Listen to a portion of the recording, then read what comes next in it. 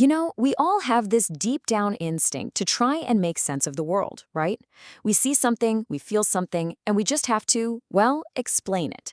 It's a core part of what makes us human.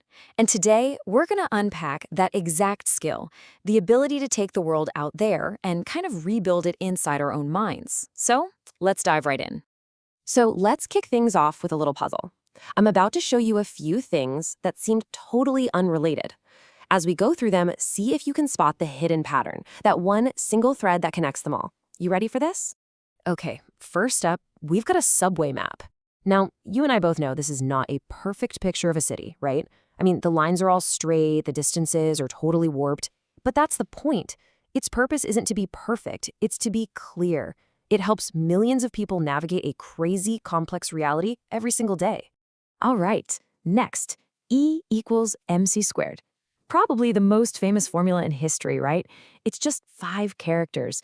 But think about what they represent, a fundamental law of the entire universe.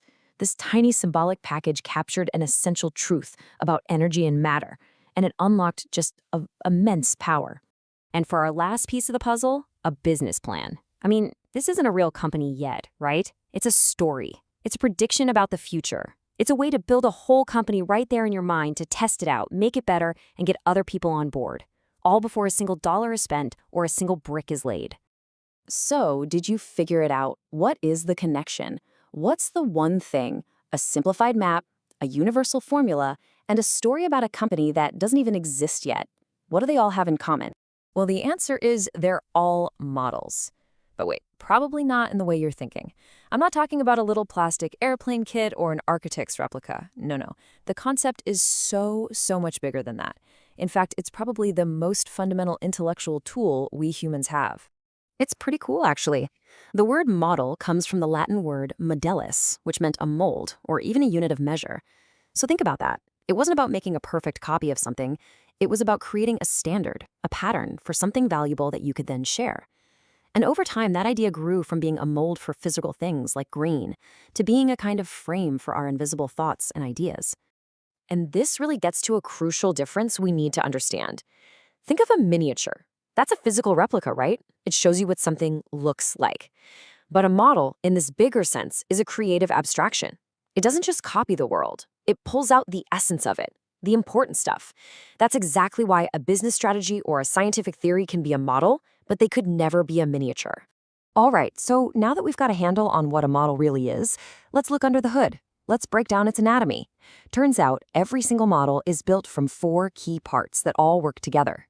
So first, you have the subject. That's the creator, the person with an idea and a purpose. They're looking at an object. That's the piece of the world they're trying to figure out. Then they use some kind of media, could be words, drawings, math, whatever, to express their idea for a customer. And that's the person who's actually going to use the model. It's this constant, dynamic 4-part dance. And the thing you create, the model itself, it has to have these 4 key characteristics. First, it's got to be representative. It captures the essence, not all the messy details. Second, it has to be an artifact, something made with human purpose. Third, it has to reflect the creator's original goal. And finally, it has to be built with the user in mind. At the end of the day, a model is always built for a purpose. Okay, so we get what a model is and what it's made of, but how does that transformation actually happen? I mean, how do you take the complete chaos of the real world and turn it into a clear, simple idea? Well, it all happens inside what you can think of as the mind's factory, the human brain. And you have to understand, your brain is not just a passive camera just recording everything it sees. No way. It's an active alchemist. It's constantly taking in raw data, filtering it, interpreting it, and literally transforming it into something new and valuable. It's a deeply creative process. And this mental alchemy, it kind of happens on a 3-step assembly line. Step 1 is sensibility. That's when raw data hits our senses and our brain immediately slaps some emotional color onto it. Then, step 2, understanding kicks in. This is where we organize all those feelings and sensations into actual concepts with names. And finally, step 3 is reason. This is where we take those concepts and start building with them, creating brand new ideas and imagining all sorts of possibilities. Which, of course, brings us to the biggest question of all, why? Why do we do this? What makes this whole process of modeling so absolutely fundamental to who we are? Well, it turns out this one ability, this is what truly, truly separates us from pretty much the rest of the animal kingdom. Karl Marx had this fantastic analogy to explain it. Think about a bee. A bee builds a flawless, perfect honeycomb, right? But it's doing it purely on instinct.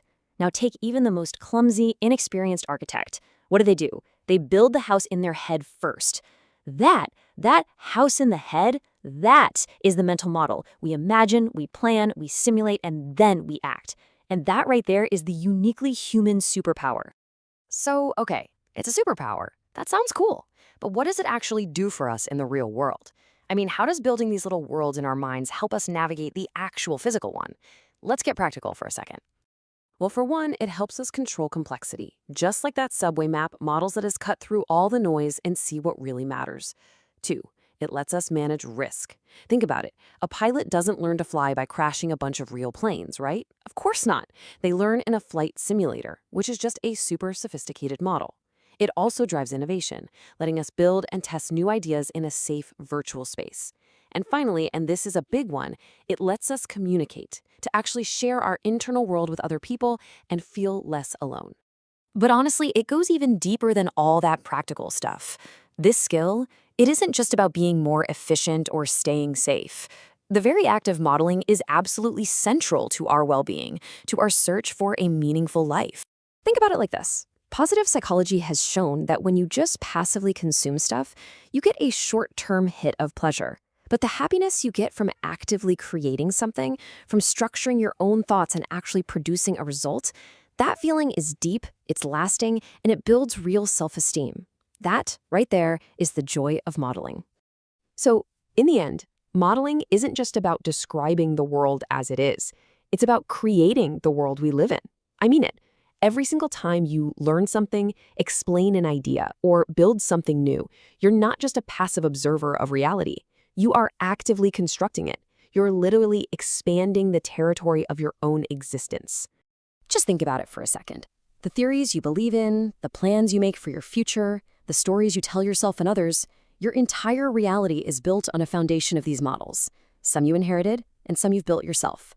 So the only real question left is, what models will you build next?